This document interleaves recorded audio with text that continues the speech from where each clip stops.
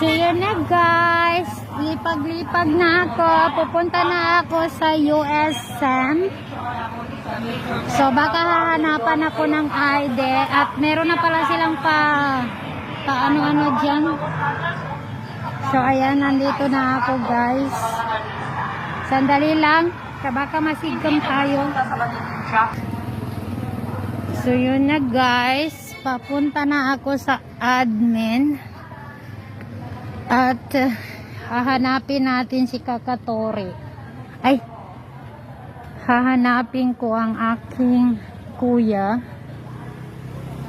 the Vice President of the University of Southern Mindanao.